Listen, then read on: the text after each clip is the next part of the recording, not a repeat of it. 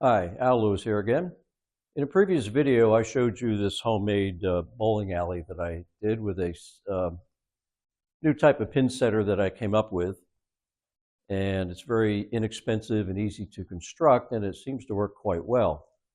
And you had to go with a couple of assumptions. Number one, that you'll use a string pin setter. That's about the easiest way to do a homemade pin setter.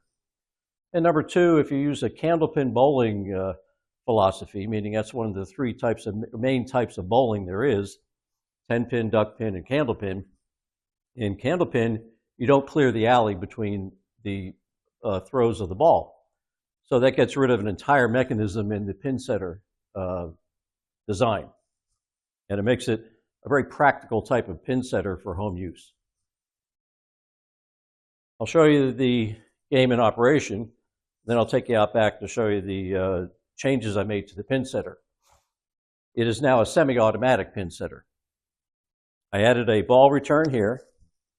This is a ball return lane from there. That's an automatic ball return. It works by itself. And I added a pin setter control box. And that's right here. So all of the action of the game is controlled by the bowler themselves.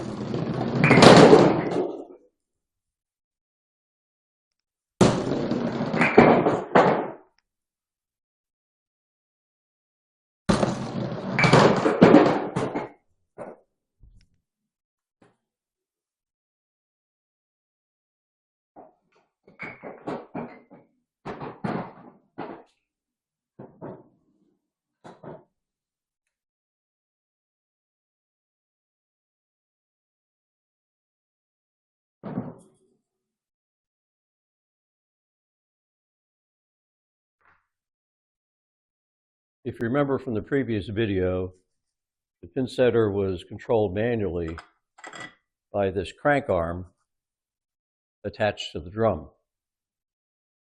And I went ahead and I automated it with a electric motor, a gear motor, and I added 2 limit switches here to tell me when it's all the way up and all the way down. This is the gear motor I added. It's a 12-volt gear motor, 20 RPM. That's a 4-inch diameter drum for picking the pins up. And all the power that's needed is a 1.8 amp plug-in transformer, and that's it. Uses very little power, very little electricity, and has quite a bit of torque for the lifting of the pins. Otherwise, everything else is the same. I modified the bottom trough to have a greater angle to it, and I raised it up so the balls will roll down by gravity. When the pins are removed from the trough, the balls are free to roll. They'll roll down, hit this deflector, and then go on down to the bowler. And the bowler has the pin setter mechanism down there. Now, the control for the up and down right now is controlled by a momentary switch that the bowler uses and an indicator light right here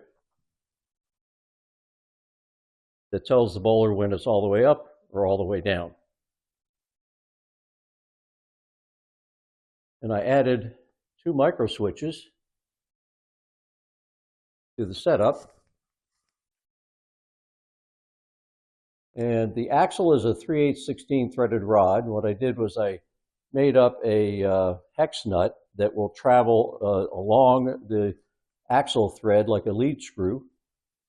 So when it rotates, the nut will travel back and forth without rotating. The nut stays stationary and the axle rotates, and therefore the nut moves back and forth.